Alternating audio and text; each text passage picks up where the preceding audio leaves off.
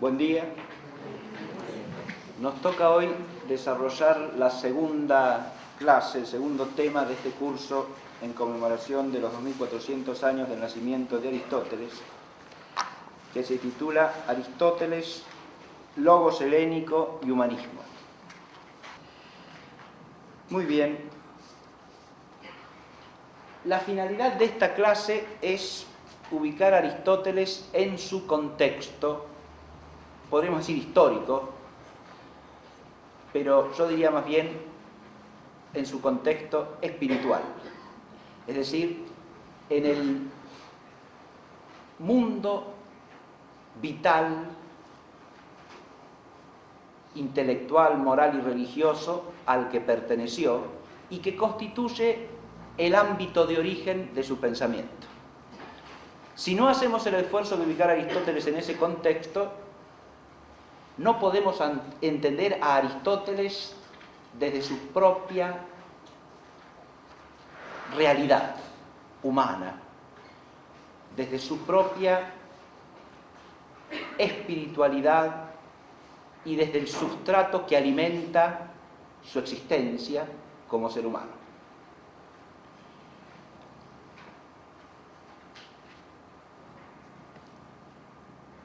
La clase abarca 3 puntos fundamentales y uno conclusivo. Hablaré primero de la filosofía, porque Aristóteles pertenece a la tradición de la filosofía helénica. En segundo lugar hablaré del logos helénico, porque la filosofía para la mente griega es una modulación del logos. Y por último hablaré de la paideia helénica, porque la filosofía se inscribe también en el ámbito de la paideia.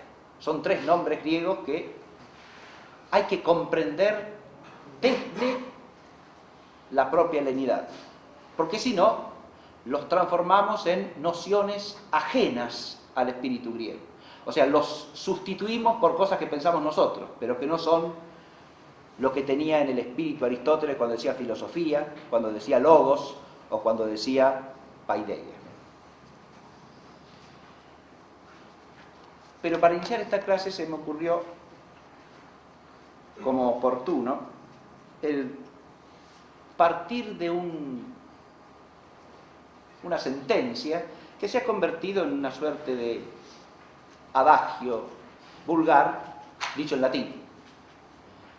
En latín se dice: amicus Plato sed magis amica veritas.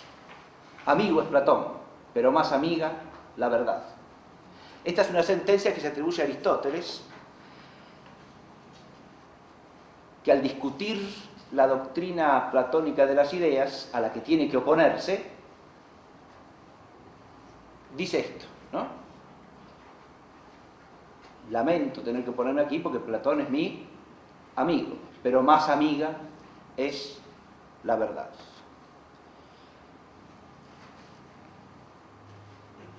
En realidad, eso tal cual Aristóteles no lo dice nunca. En realidad, la sentencia latina es una traducción de la sentencia griega que tienen ustedes en el texto, que dice: Philos men Platon, filtera de aletheia. Tal cual, es lo que dije en latín y en castellano. Amigo Platón, Philos men Platon, filtera, más amiga, más amada, es la verdad. Y esa sentencia, tal cual, dicha así, se la atribuye a Aristóteles Juan Filópono en su De Eternitate Mundi.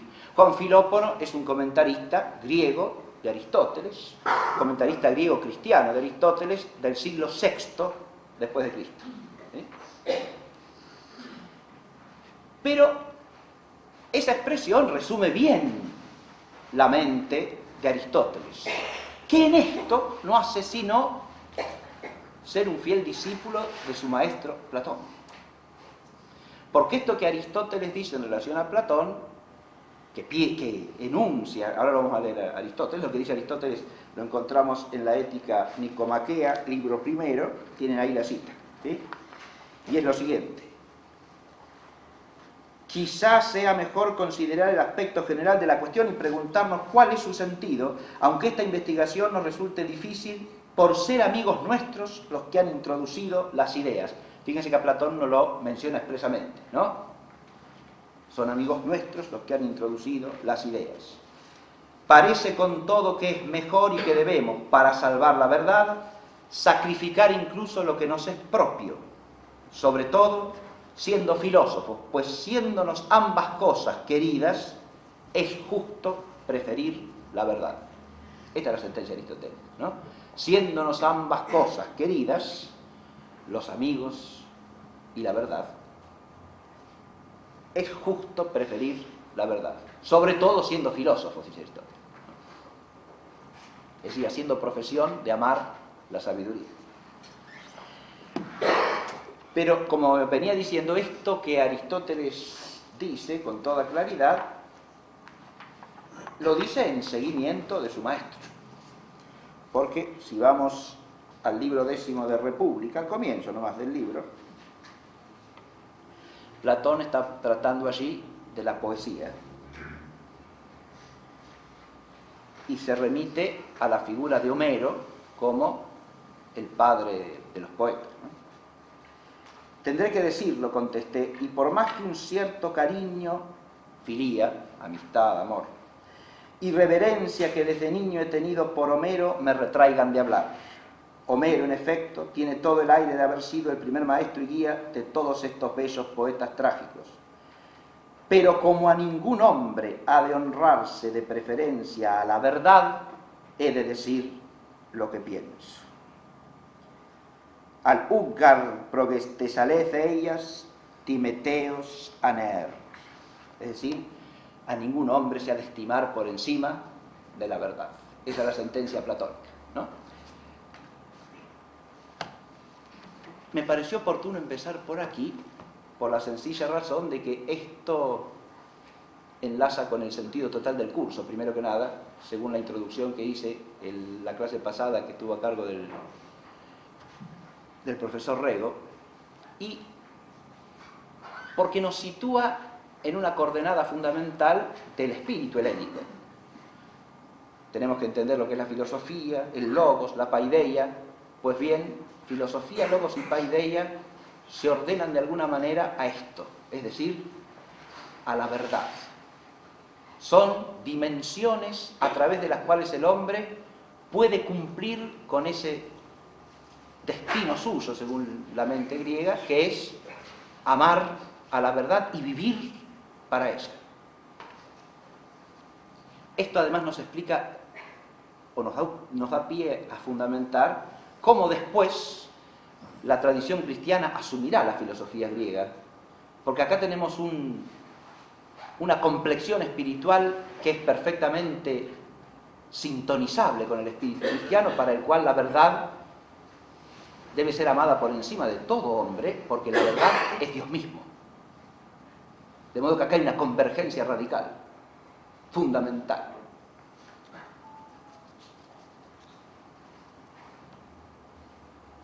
Lo que trataré de hacer entonces es esclarecer a través de la dimensión filológica la inteligencia histórica del contexto de Aristóteles.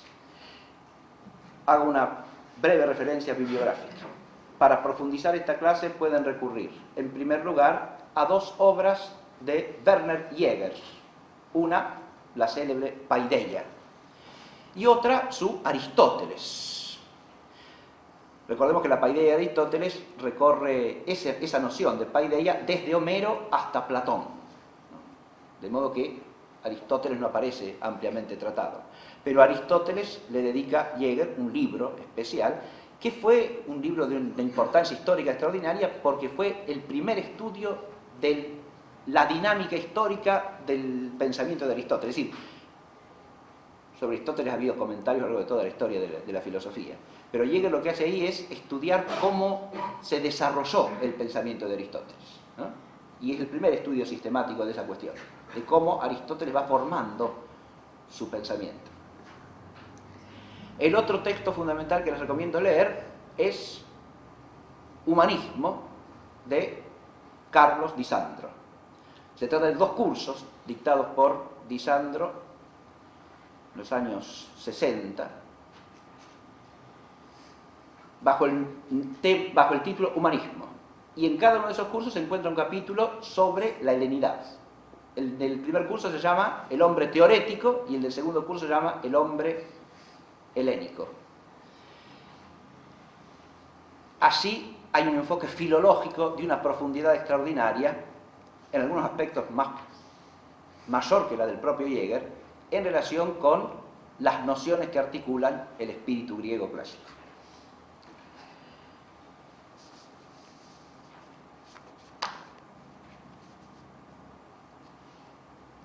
En primer lugar, Aristóteles pertenece a la tradición de la filosofía, es un filósofo.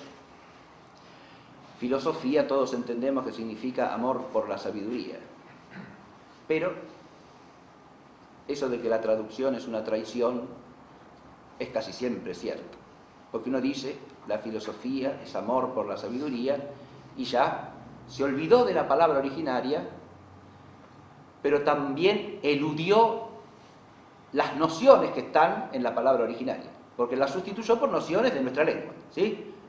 Amor, sabiduría, que habrá que ver si entendemos todos lo mismo por cada una de esas palabras, y a ver qué significan, ¿no? Dice amor por la sabiduría, se queda lo más tranquilo, ¿y qué querrá decir eso? Bien. Primero, ¿qué será sabiduría? Y segundo, ¿qué será el amor? Pues bien, lo que tenemos que hacer es tratar de entender qué significa filía y sofía en griego. Eso nos llevaría un curso, yo voy a ser sucinto. Lo que quiero es introducir la cuestión en el espíritu de ustedes para que se la piense y se la pueda profundizar.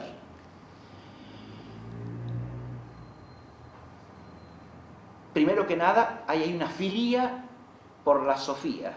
Sofía, sabiduría en griego, implica básicamente conocimiento de la verdad. Sabio es quien conoce la verdad. Y verdad en griego significa primariamente develamiento, desocultamiento del ser de las cosas ante la mirada de la inteligencia. Esa es la palabra aletheia que apareció en la sentencia con que empezamos la clase, ¿no? En realidad, cuando se dice amigo es Platón, pero más amada es la verdad, hay verdad, aletheia, quiere decir eso que dije recién, el develamiento de lo que las cosas son, la patencia, la manifestación del ser de las cosas ante la mirada de la inteligencia. Esto presupone además una visión de la realidad en la cual hay un ser que tiene que ser descubierto. Y hay un primer plano de la realidad que es una manifestación de ese ser. Es lo que el griego llama fenómeno. Y están los fenómenos son un primer plano de la realidad. No son algo ilusorio, son una manifestación de lo que es. Y precisamente porque lo son, a través de ellos podemos, con nuestra inteligencia, llegar al ser de las cosas, siempre y cuando hagamos el esfuerzo. Ahí está el desocultamiento, ¿no? La palabra misma indica un empeño, un esfuerzo que hay que hacer para ir más allá de lo manifiesto. Lo manifiesto no es el todo de la realidad, ni lo más profundo de la realidad. Pero sí es algo que hace aparecer ese fondo de la realidad. Lo deja ver de alguna manera. Sabiduría es esto, primero que nada, es conocer la verdad, pero no cualquier verdad. Aristóteles desarrollará clara y sistemáticamente esta cuestión, pero en ello expresará la totalidad del trasfondo helénico en el que él vive, en el que él habita. Sabio no es el que conoce cualquier verdad, sino las verdades supremas y más arduas que iluminan la totalidad de la existencia del hombre. Las que hacen a la totalidad de la realidad. No verdades cualesquiera. Hay una jerarquía de verdades precisamente porque la verdad es el desocultamiento del ser ante la mirada de la inteligencia. Y el ser tiene un orden jerárquico.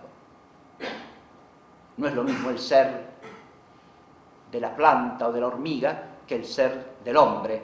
Y no es lo mismo el ser del hombre que el ser de la divinidad. Hay una jerarquía, hay un orden. Y según la perfección y la plenitud del ser que aparezca en la mirada del espíritu, será la importancia de la verdad. Acá descubrimos otra cosa que tiene que ver con el espíritu helénico, esta correlación entre inteligencia, verdad y ser.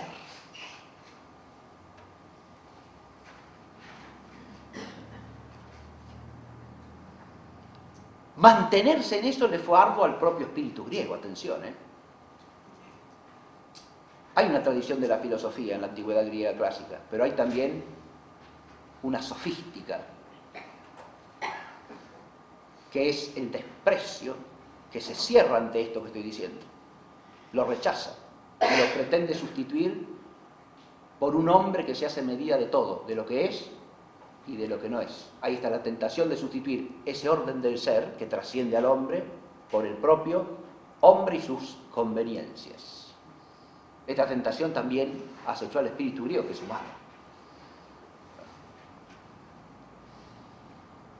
Y por eso hay un conflicto entre la tradición de la filosofía y la tradición sofística en la antigüedad griega clásica, que se perpetúa a lo largo del tiempo. Ese conflicto es arquetípico, no es que pasó y se acabó. En el contexto de la Grecia clásica, la tradición de la filosofía triunfa sobre la de la sofística, pero cada generación tiene que hacer un esfuerzo nuevo para que eso se conserve, para que eso se mantenga. Hay una sabiduría que es conocimiento de la verdad, pero que también es vida buena, vivir bien, porque el sabio no solo contempla la verdad, contempla, ahí estoy aludiendo a una palabra griega a la que enseguida voy a hacer alusión. El sabio no solo contempla la verdad, sino que la vive. No es sabio quien, conociendo la verdad, no conforma su vida a ella, no vive conforme a la verdad. Esta es la dimensión práctica del concepto griego de sabiduría. Por eso el filósofo no es solamente alguien que conoce ciertas verdades, sino que vive de cierta manera, vive consagrado al amor a la sabiduría. Y eso implica un modo de vivir que es conforme con el conocimiento de la verdad. Baste recordar que Sócrates sirve de arquetipo de vida filosófica precisamente en cuanto que su vida da testimonio de la verdad. Por eso Sócrates en la tradición griega clásica es el arquetipo del filosofar.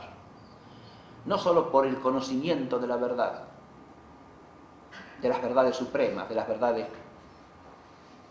más altas que iluminan el conjunto de la existencia humana, sino por su vivir conforme a la verdad, aún cuando esa vida buena, esa vida virtuosa, significa un sacrificio. La palabra sacrificio apareció en el texto de Aristóteles que leí al comienzo. Hay que hacer sacrificios para salvar la causa de la verdad, según Aristóteles, ¿no? Está usando un lenguaje que es de trasfondo religioso, y no de casualidad. Porque en el amor por la verdad hay algo religioso. Ahora voy a desembocar en eso.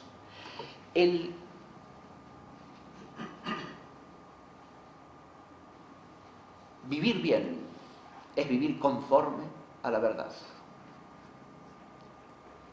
La eudaimonía, concepto griego también clásico, intraducible para nosotros, quiere decir que se tiene un buen daimon, o sea, un buen espíritu protector. Traducimos por felicidad ordinariamente. La eudaimonía implica vivir bien, pero como es eudaimonía, ese vivir bien el hombre está supeditado ¿a qué? A que el hombre sea conducido por un buen espíritu, guiado, impulsado. Ahí ya aparece la tercera dimensión esencial del concepto griego de sabiduría, que es lo que podemos llamar el aspecto teándrico de la sabiduría. Teandría es un término griego que significa articulación entre lo divino y lo humano. Theos alude a la divinidad, anerandros significa hombre. Teandría es la convergencia o la conjunción de lo divino con lo humano. Ahora bien, esto es algo que a nosotros hasta aún hoy día nos cuesta entender, porque hay mucha bibliografía despistada, a sabiendas o de casualidad, a este respecto. El concepto griego de sabiduría es un concepto teándrico. Van ustedes a Platón, van ustedes a Aristóteles, y en ambos encontrarán lo mismo, que está también en los filósofos presocráticos, Parménides y Heráclito eminentemente. La sabiduría no es algo humano, sino divino. Y si hay algo, dice Platón, que es don de la divinidad para los hombres, es la sabiduría. Esto lo tienen todos clarísimo antes de ser filósofos, ¿eh? ¿Está claro? Esto es claro para cualquier griego antiguo. No en vano la ciudad donde Platón y Aristóteles hacen florecer su pensamiento filosófico es Atenas, la ciudad de Atenea. Y Atenea, Palas, es la deidad tutelar de la sabiduría.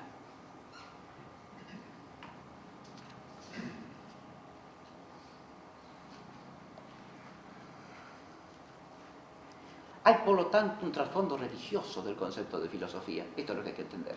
Porque la sabiduría tiene una fuente religiosa en la mente griega. Digo que esto a nosotros nos cuesta entenderlo, porque estamos acostumbrados a separar, no distinguir. Separar, que es vicioso. Lo divino de lo humano, lo teológico de lo filosófico, y entonces Dios y lo religioso quedan para la teología, para la fe, y la filosofía con eso no tiene nada que ver. Pues bien, si hacemos el esfuerzo de remontarnos al contexto histórico y el esfuerzo filológico de situarnos auténticamente en ese contexto, en los orígenes de la filosofía y en el tiempo de Aristóteles, nos encontramos con lo opuesto a eso. El sustrato primario de la filosofía es un sustrato religioso. Me voy a adelantar a algo que es el final de la clase. Ustedes en la segunda hoja tienen un poema, ¿no? Dos poemas, perdón. Pero quiero aludir al segundo. El segundo es un himno escrito por Aristóteles en homenaje o haciendo un memorial de Hermias de Atarneo. Hermias fue gobernante de Atarneo durante un tiempo. Se alió a Filipo II de Macedonia contra los persas lo apresaron y lo ejecutaron. ¿Sí? Pero además de eso fue amigo de Aristóteles, de varios miembros de la academia, a los que recibió en Atarneo. Atarneo es una ciudad griega del Asia Menor, ¿sí? Próxima a Asos, donde estuvo Aristóteles, según les expuso el profesor Rego la clase pasada, cuando se va de la academia, ¿no? Cuando a la muerte de Platón, Aristóteles se va de la academia, va a parar en Asos. Y Asos y Atarneo son dos ciudades muy próximas, ¿sí? En la costa griega de lo que hoy día es Turquía, ¿no? Del Asia Menor. Bueno, a este Hermias le escribe este poema termina, si ustedes van al final, dice: por eso, digno de ser cantado por sus obras, inmortal lo exaltarán las musas, hijas de la memoria, que engrandecen el culto de Zeus hospitalario y el honor de la firme amistad. Yo traigo una traducción francesa de este texto griego, que está hecha a comienzos del siglo XIX por Didot. Fernand Didot es uno de los más famosos imprenteros de la historia. Inventó tipos de imprenta particulares, se lo considera un gran innovador de la imprenta de su tiempo. Fue el imprentero oficial en la época de Napoleón. Napoleón lo puso a cargo de la empresa de fundición de tipos, que era en ese momento la oficial del Estado francés, ¿no? Didot traduce esto que acabo de leer de esta manera.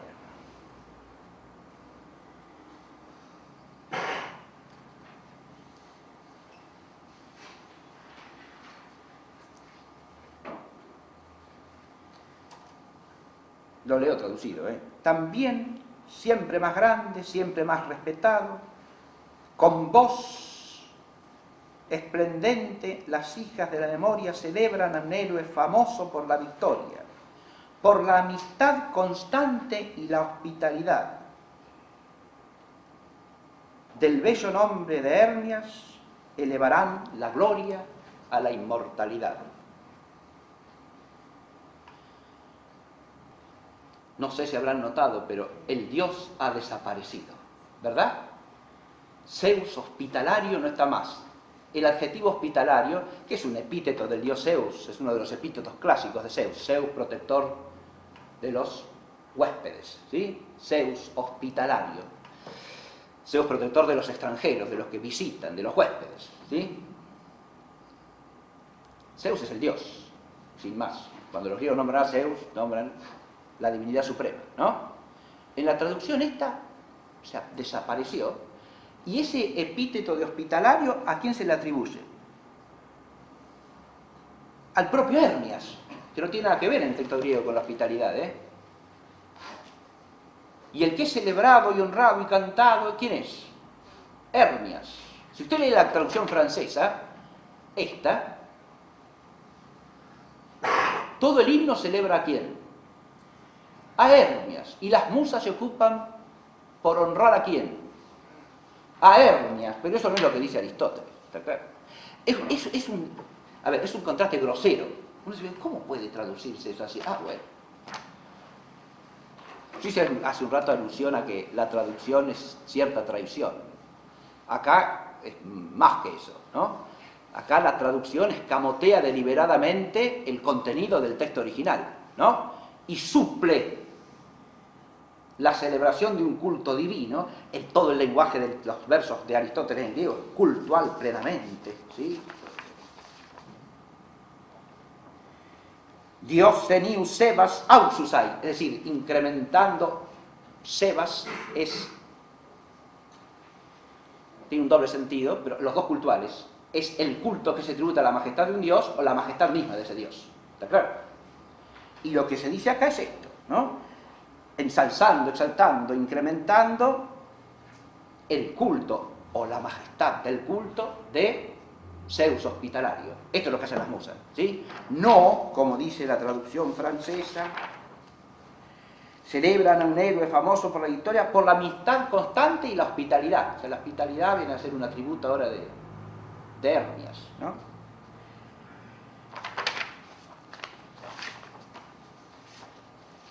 Esto sería nada más que anecdótico si no reflejase una constante manera de enfocar la filosofía griega antigua que surge en el siglo XVIII. Es decir, separarla de todo trasfondo y de todo contexto, no ya religioso, sino incluso de vínculo con la divinidad, aún en lo intelectual. ¿Está claro? Esta es la tradición de un error pertinaz, cuyas raíces deben ser claramente ubicadas, detectadas y refutadas, ¿no? Pero que existe, y existe hasta el día de hoy. Yo he tomado el ejemplo pero pueden tomar ustedes comentaristas del siglo XX y aún actuales que hacen lo mismo con los textos de Aristóteles en materia filosófica. Y desconocen siempre sus trasfondos más hondos, más densos, más profundos.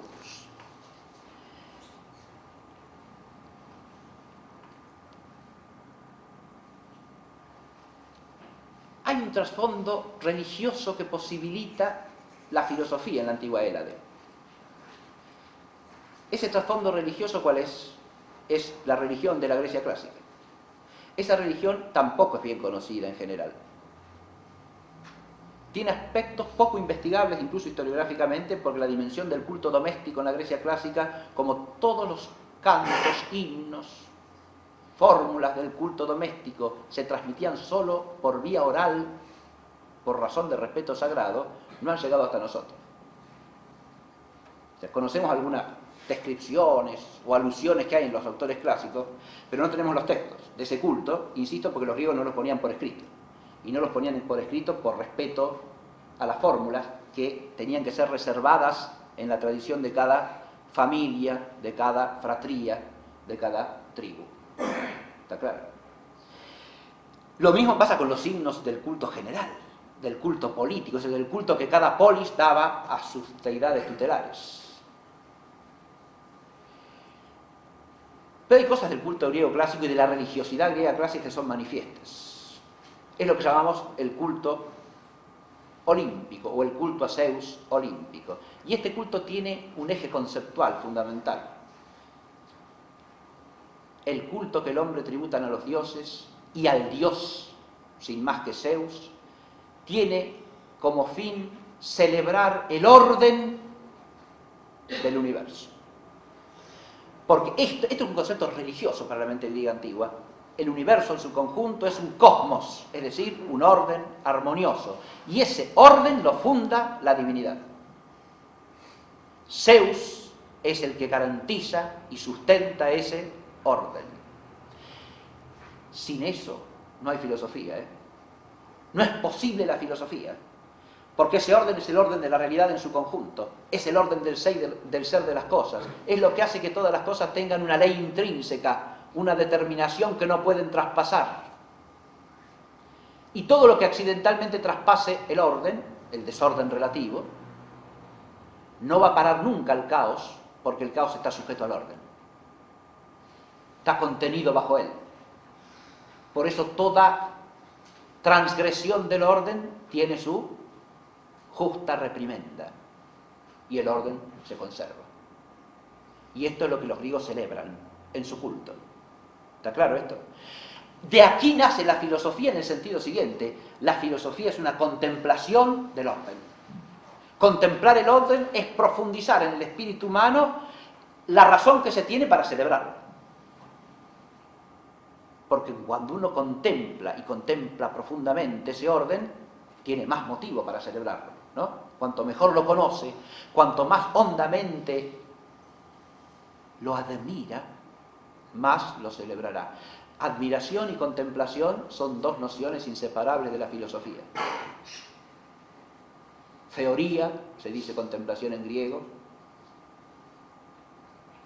y tothaumatzein es el admirarse.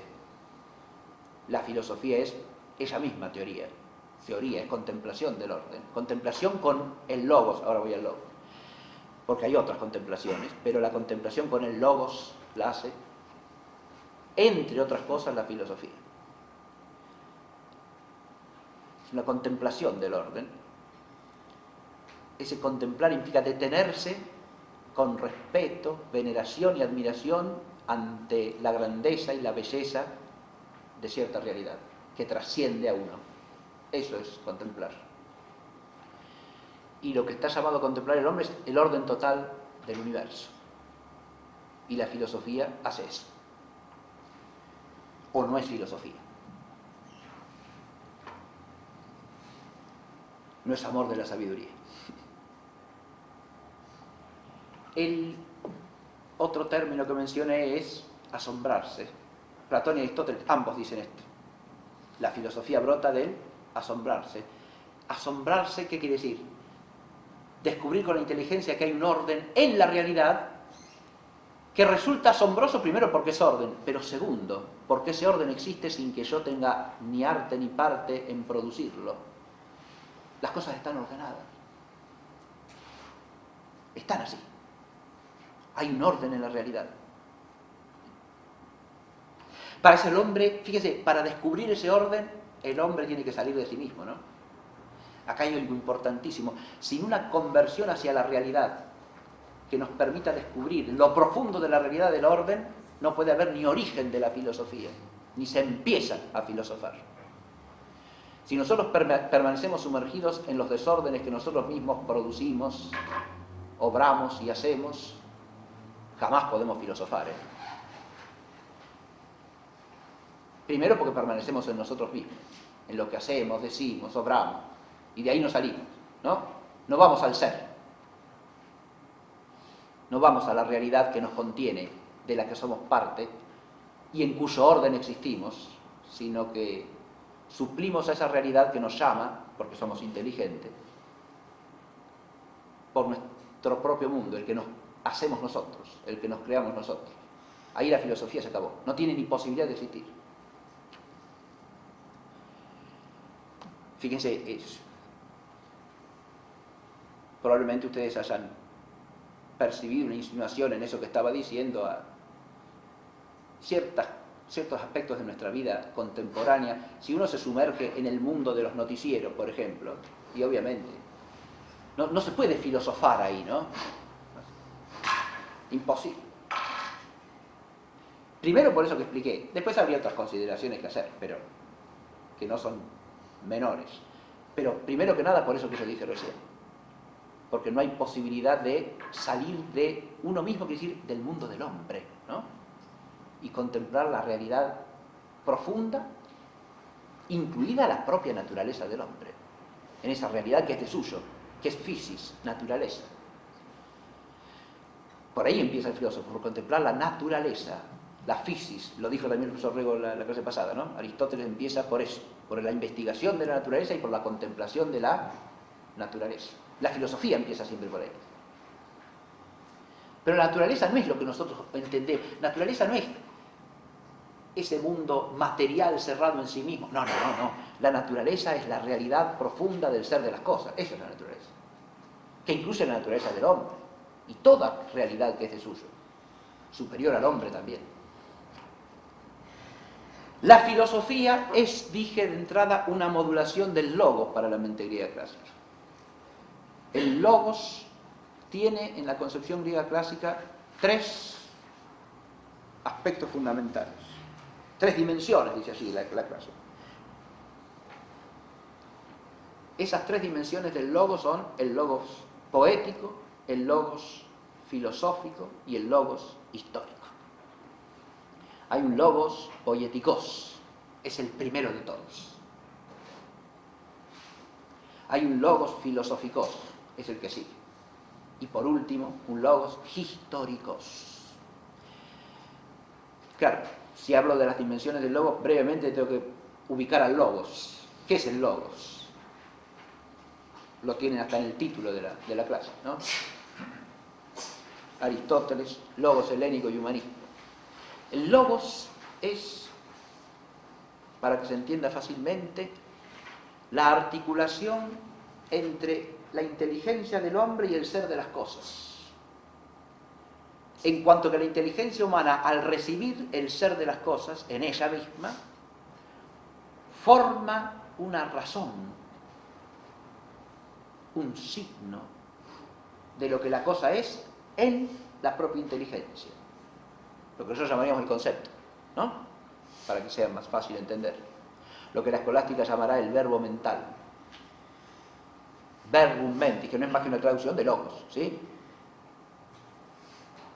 La traducción más corriente escolástica de logos es ratio, razón. Fíjense que nosotros por razón solemos entender algo que es subjetivo del hombre. No, señor. En la mente griega no es así.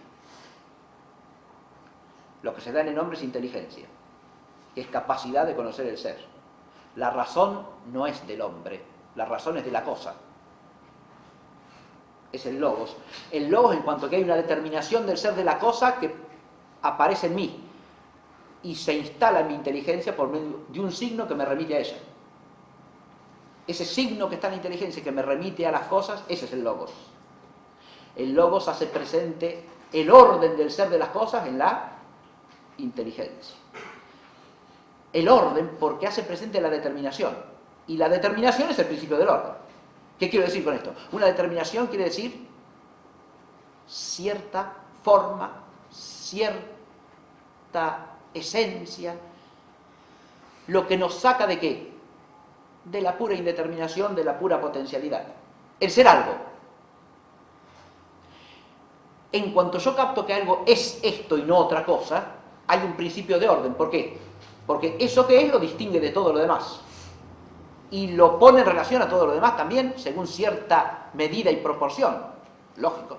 Porque cada cosa se relacionará con todo lo otro según lo que es. O sea, según su determinación. Si usted borronea las determinaciones, ¿qué pasa? No puede distinguir nada. ¿Y entonces qué puede ordenar? Nada de nada. En cuanto la determinación desaparece, desaparece el orden. Porque lo primero que tiene que haber es determinación. Cuando usted dice, esto es A, pero también es no A. Esto es B, pero también es A. Cualquier cosa. Nada es algo determinado, entonces se acabó el orden. No puede ordenar nada. Y peor todavía, si usted dice que todo es lo mismo, que no hay distinción en el fondo entre una cosa y la otra, ¿sí? El hombre, el animal, la planta, todo lo mismo, todo igual. La divinidad misma, también, eso es parte del mundo, es otra cosa igual, todo lo mismo, ¿sí? Todo es igual, nada es mejor, ¿sí? Entonces, es así, si todo es igual, nada es mejor, no puede haber orden, ¿está claro? Nosotros lo sabemos hasta por saber popular eso, ¿no? Saber vulgar, ¿sí? Tangueramente difundido, sí, señor. Lo sabemos hasta por ahí, eso, ¿sí? Donde usted no distingue, no puede haber orden. Si todo es igual, nada es mejor y nada es peor. Todo es igual. Da lo mismo. Sé igual, como decía el ilustre representante de la sabiduría popular argentina. Bien. Es lo mismo, igual. ¿Sí? El logos hace presente la determinación y por lo tanto es principio de todo orden. No es un orden que crea el hombre, ¿se entiende? Es un orden que está en el ser de las cosas y que el hombre recoge con su inteligencia, lo descubre con la inteligencia y lo asimila en el logos. Y por eso el logos es el instrumento por el cual queda referido al orden del ser de las cosas. Esto es como se vincula el logos con el contexto total de la religiosidad helénica, ¿se advierte? Que celebra ¿qué? El orden del mundo. Si no hay logos en el hombre sería impotente para celebrar el orden porque no lo puede descubrir. Ahora, ¿el logos para qué lo tiene el hombre? Según la mente griega antigua. Pues para eso, finalmente, para celebrar el orden divino. Lo primero que tiene que hacer es cantar ese orden. Y ahí es donde aparece el primer logo, que es el logos poético. La primera misión del logos es cantar ese orden, celebrarlo cultualmente, decirlo en la música. El concepto de música equivale al de poesía en la Grecia antigua clásica, que se cantaba, sí. Pero se llama música esa poesía. Se llama poesía porque es producción humana, pero se llama música porque es teándrica, porque surge de la confluencia del hombre con el influjo de la musa, la que está en el poema de Aristóteles, ¿sí? Las musas que celebran la divinidad en el Olimpo y que introducen en el universo humano el canto de la celebración auténtica. Le enseñan al hombre a cantar la gloria de la divinidad. Y eso es lo que hace la poesía. El logos poético es la manera en que el hombre se une a la celebración que las musas hacen en el cielo y la pone en la tierra, esa celebración. Aristóteles, que es un filósofo, también hizo esto, ¿ven? Brevemente, pero muy significativamente. Este poema, este himno a la virtud, el himno es a la virtud, es eisaretán, para la virtud, ¿está claro? La areté. El himno es a la virtud, que en el poema es cantada como una deidad. Volvemos a la cita del poema. Oh virtud, ardua para la raza de los mortales, premio el más bello de la vida, hasta morir por tu hermosura, virgen, es un destino envidiado en la Hélade, y el soportar trabajos duros e incesantes. La virtud está acá, invocada como una deidad, ¿no? Es la arete olímpica, de la que, fíjense, Aristóteles en su metafísica pondrá la usía, como dijo el profesor Rego muy bien en la clase pasada, en la esencia intrínseca de cada cosa, ¿no? Del mundo físico. Pero acá, al invocar al arete celeste, al arete divina, está retornando al ejemplarismo platónico de alguna manera, ¿no? Porque toda arete humana, pues participación de esta o no existe.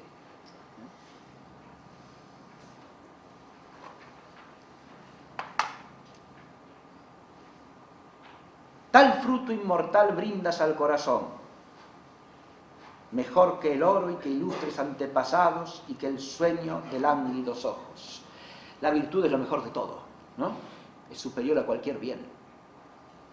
La virtud, la arete, es algo por lo que vale la pena hasta morir, ¿no? Por cuya hermosura todos los griegos tienen como un destino digno de ser envidiado el morir. Morir por la virtud es hermoso. Es lo más hermoso, diré aquí, ¿no? La virtud es el premio más bello de la vida. Está cantando Aristóteles acá, ¿no? Sí. Este canto es perfectamente afín a su filosofía, por supuesto, sí. No hay incoherencia alguna entre una cosa y la otra. Por tu causa, Heracles, el hijo de Zeus, y los gemelos de Leda, mucho hubieron de soportar en las hazañas que emprendieron buscando poseerte. Por anhelo de ti bajaron Aquiles y Áyax a la mansión de Hades. Acá aparece la dimensión de la tradición religiosa griega, ¿no? Y del mito también, ¿o no? Sí, señor. Los relatos tradicionales de los orígenes griegos. Menciona Aristóteles a Heracles, ¿verdad? A Aquiles y a Áyax, a los Dioscuros, Cástor y Pólux, que son los hijos de Leda que aparecen allí, ¿no? Los gemelos hijos de Leda. El logo poético enlaza también el logo con el mito, sí señor. El mito y la filosofía no son algo que se dan de patadas. La filosofía critica aspectos del mito que son introducidos vanamente por los hombres, pero el mito como relato tradicional que viene de la sabiduría antigua es siempre venerado por los grandes filósofos de la Hélade y nunca despreciado. Se desprecia la deformación del mito y las deformaciones del mito que son incompatibles con el logos, eso sí. Así Jenofonte criticará el antropomorfismo de ciertos relatos poéticos que atribuye a los dioses cosas, dice Genófanes de Colofón, quise decir, no sé qué dije. Genófanes, ¿sí? Lo dije, entonces dije, bien, no importa. Genófanes, el contemporáneo de Parmenio y Heráclito, ¿verdad? O un poquito antes o un poquito después. No se sabe, por eso digo.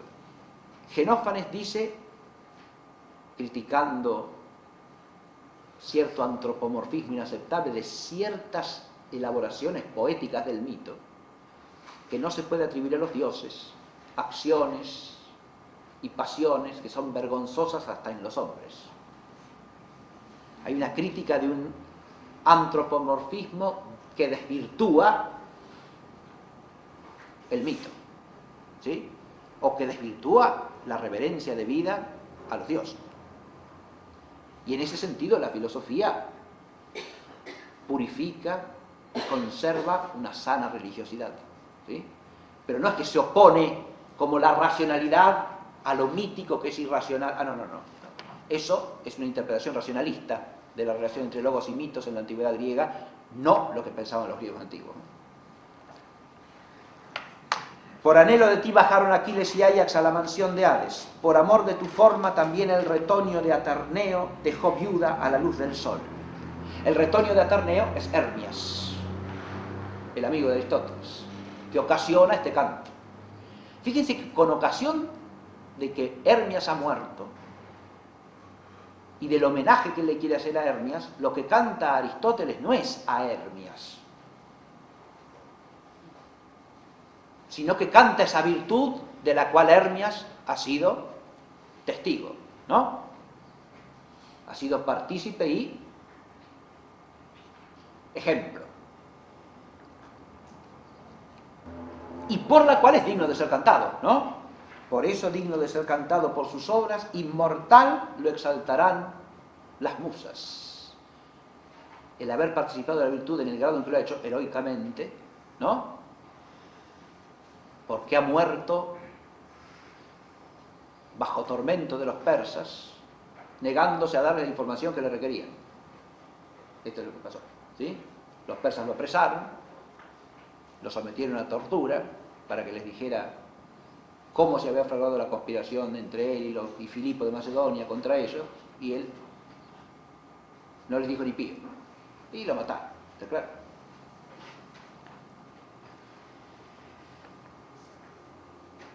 Esa participación heroica de la virtud, de alguna manera lo inmortaliza, ¿no? Inmortal lo cantarán o lo exaltarán en el canto las musas,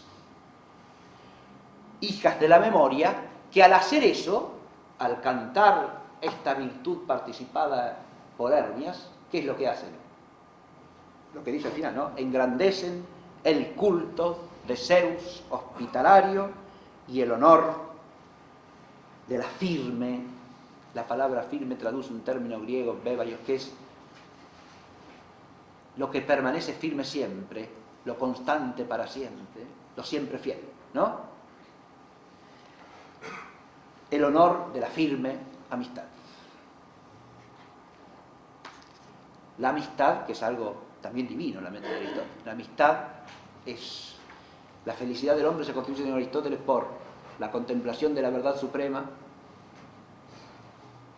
la vida virtuosa que es necesaria para esa contemplación y que la acompaña, y la amistad, sin la cual esa contemplación y esa virtud no serían posibles, pero además no serían humanamente planificantes. Amistad se dice filía en griego, es la misma palabra que está en filosofía, ¿sí? Por ahí empezamos. Amigos Platón, filos, pero más amiga, filtera, la verdad, ¿no? Es una cuestión de amistad, sí señor. Amistad en un sentido que hay que descubrir, ¿no? Es el sentido de la filía, del amor de amistad.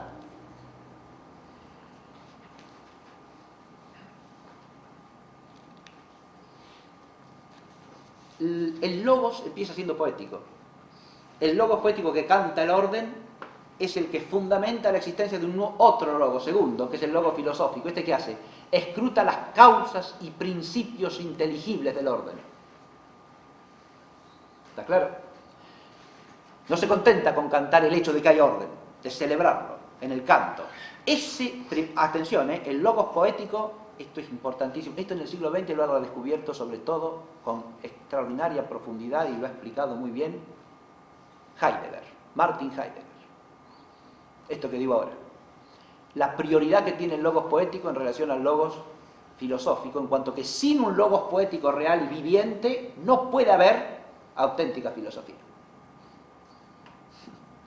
Y donde desaparece el suelo del logos poético, la filosofía no tiene dónde echar raíces.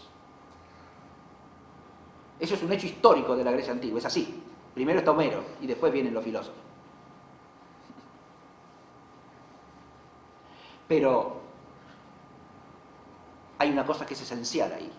El canto funda, el canto del orden, el logos poietikos funda la posibilidad de filosofar. Esto después en la tradición cristiana se conservará, profundizado, porque la alabanza divina funda toda contemplación intelectual.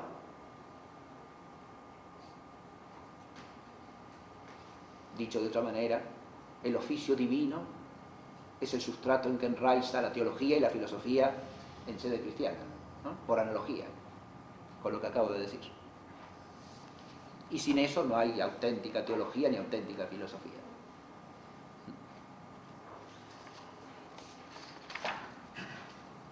Son cosas que uno no suele relacionar, ¿no? La filosofía es una cosa que se estudia en la facultad. No, macana. De ninguna especie. No, señor. También, pero eso, después de todo lo que dije.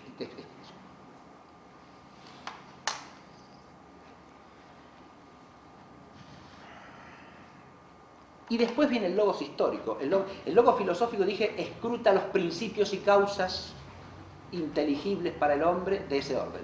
¿Está claro? Ese inteligible para el hombre hace que el logos filosófico tenga una delimitación, una demarcación. Platón y Aristóteles señalan esto con mucha agudeza. Pero ya lo decían Parménides y Heráclito, el logos filosófico llega hasta cierto punto, tiene un límite, no lo puede conocer todo.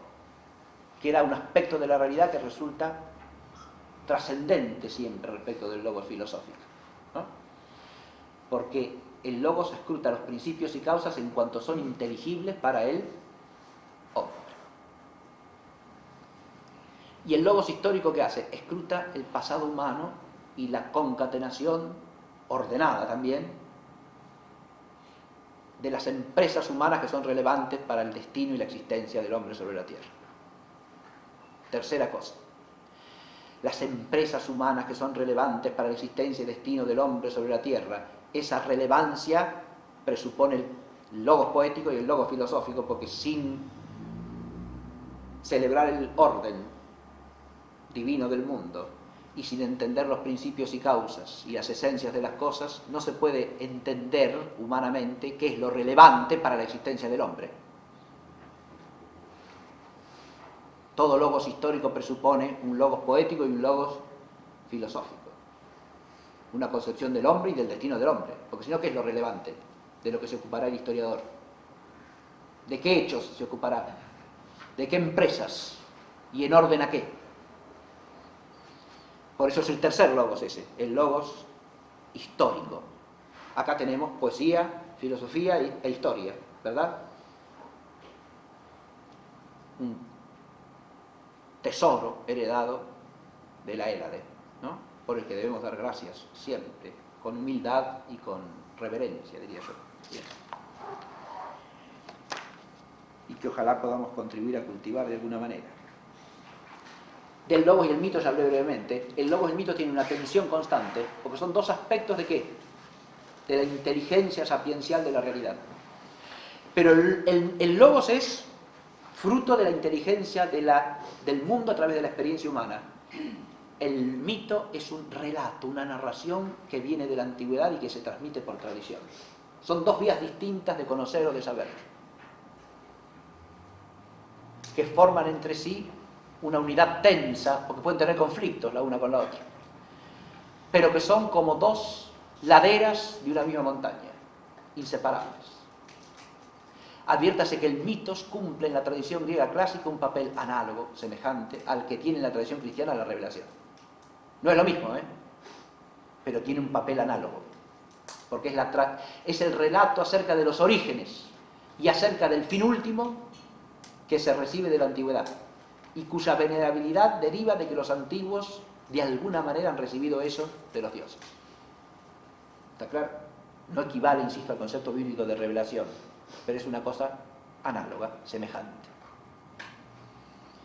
Por eso la tensión entre mitos y logos es inseparable de la sanidad del logos. Cuando el logos quiere destruir al mito, subsumirlo debajo del logos, racionalizarlo, suprime la tensión y el equilibrio del espíritu humano y cae en el racionalismo. Esto pasó en la antigüedad griega, primero con la sofística y después con lo que se llama el racionalismo helenístico, que viene poco después de Aristóteles. El mito es despreciado, es racionalizado, y esa dimensión entra a retroceder, empieza a retroceder en el horizonte del espíritu griego, en un contexto que es el del helenismo, después de Alejandro Magno, es decir, ¿no? Y después de Aristóteles, en que se abre un nuevo mundo. En el primer punto yo debía hacer alusión a que la cosmovisión de la Grecia clásica tiene un ámbito concreto de existencia. Lo puse allí en el punto 1b, al hablar del trasfondo religioso, la cosmovisión fundante y la contextura histórica posibilitante. Esa contextura histórica posibilitante de la filosofía, del logos helénico clásico, de la paideia. ¿La paideia qué es? Es el esfuerzo de perfeccionamiento del hombre como hombre en orden a su fin último. El ámbito en que vive todo eso es la polis, comunidad humana, de medida humana, que a nosotros nos resulta también difícil de entender. La polis es el ámbito concreto en que todo esto acontece. La polis es un cuasi milagro moral en la historia humana. Porque implica el esfuerzo de permanecer la comunidad humana en una medida que desde el punto de vista pragmático es ridícula. Y desde el punto de vista del espíritu griego clásico es necesaria. Si usted tiene un Estado, una polis, un Estado independiente, que puede enviar como ejército para unirse a un contingente en una guerra entre los griegos y los persas, manda un ejército de 10 personas. Es ridículo eso. A nosotros nos parece ridículo. A los griegos clásicos no les parecía nada ridículo. Era una polis pequeña, sí, pero plenamente respetable, algo razonable, lógicos. Entonces lógico y racional para nosotros no significa lo mismo, ¿no? Alguien le dice, si un día dice, este Estado manda un ejército de 10 personas, es un chiste, ¿o no? Lo ponen en un número cómico de un programa de televisión, ¿no? Para burlarse. Una película que hace humor grotesco, le mandan un ejército de 10 tipos, ¿no? Para burlarse y reírse un rato. Le diría, es absurdo eso. No, no es absurdo. Absurdo quiere decir contrario a la razón. Si razón es logos, está lejos de ser absurdo eso. Eso es conforme al logos. Según el logos helénico, lo que es absurdo son nuestros estados, con millones de ciudadanos. Eso es lo que es absurdo. Porque son comunidades humanas ilusorias, irreales, que no tienen medida humana, donde los conciudadanos no se conocen entre sí cara a cara, donde no forman una comunidad concreta de existencia sobre la tierra. Eso es lo que es contra el logos, porque no se ajusta al orden de la realidad. Miren ustedes qué cosa. Pero entonces no puede haber grandes, no puede haber. ¿Dónde está la grandeza? Hay otro problema, ¿no? ¿Qué es lo grande? Grande es lo que es grande materialmente, en virtud de la masa, en virtud del número. El número mide la masa, mide la materia, no mide otra cosa.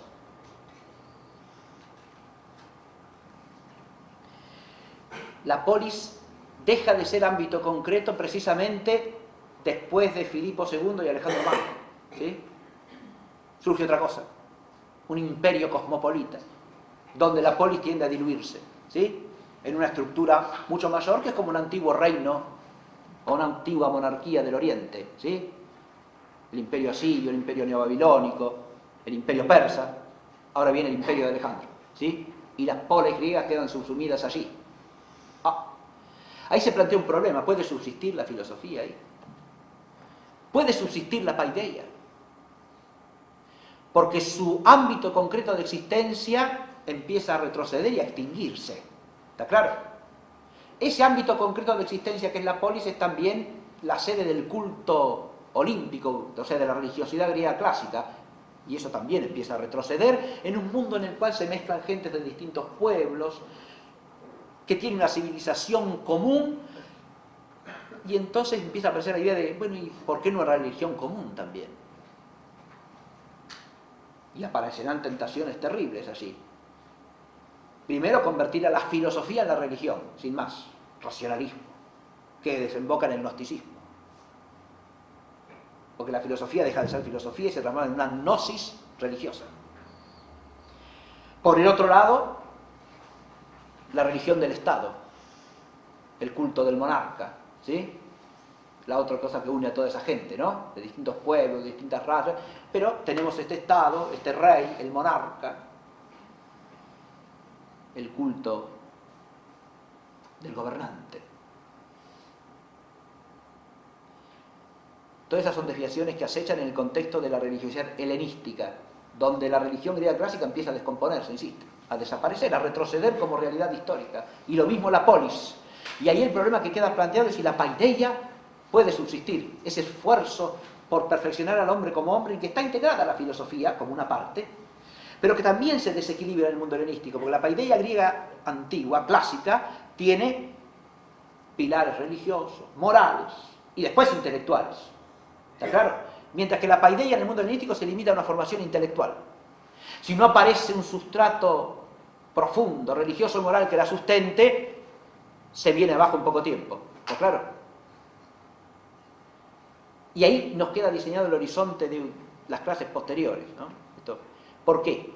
Porque en ese contexto en que la paideia se intelectualiza, se conserva como un conjunto de disciplinas a aprender, cosa de la inteligencia, ¿no? Pero ha perdido su sustrato religioso y moral de base. Aparecen desviaciones religiosas que corrompen en la raíz el concepto griego de filosofía, el concepto griego de logos, derivando hacia la gnosis por un lado, hacia nuevas formas de sofística, la neosofística helenística, por el otro, y hacia el politicismo imperialista, cosmopolita, globalizante, por el otro. Pero en ese contexto irrumpe el cristianismo. Y ahí va a encontrar la filosofía un nuevo sustrato donde arraigar, religioso y moral, que trasciende de la antigüedad y que ha conservado la tradición de la filosofía hasta hoy y que la conservará hasta que el Señor vuelva. Pero esa ya es otra historia. La otra vez estaba hablando con unos alumnos del seminario y surgió como una metáfora, ¿no? La antigüedad griega clásica, eso que Quito, un helenista griego de mediados del siglo XX, dice, ese experimento curiosísimo que es la polis griega con todo su mundo espiritual, efímero pero de fecundidad extraordinaria, en su pequeñez y en su grandeza, ¿no? Ese mundo al que perteneció Aristóteles, del cual Aristóteles es uno de los testigos eminentes como filósofo, ese mundo efímero es como una especie de almácigo donde crecen estas cosas inicialmente para después ser trasplantadas a la tradición cristiana, ¿no? Que les dará nuevo suelo donde arraigar y crecer y alcanzar mayor fecundidad. Pero, atención, esa metáfora puede ser tomada con ciertos respectos, pero teniendo en cuenta esta otra cosa. Eso que, según la providencia de Dios, aconteció en la historia y que tiene una relación directa, según esa providencia especial, al misterio central de la historia, que es la venida del Señor, ¿no? Eso, como preparación que es, tiene dimensiones arquetípicas que son inalterables, ¿no? Cuando usted saca la plantita del almácigo, la tiene que poner en un suelo que sea afín al suelo en que estaba y que le permita seguir creciendo, ¿no? O sea, tiene que respetar a la plantita. La plantita no la inventó usted, ¿no? La plantita es lo que es, como todas las cosas, ¿sí? Si no nos aproximamos a Aristóteles en este espíritu de entender que las cosas son lo que son, no podemos leer inteligentemente y provechosamente ni una sola línea de Aristóteles. Con esto dejamos por hoy. Gracias.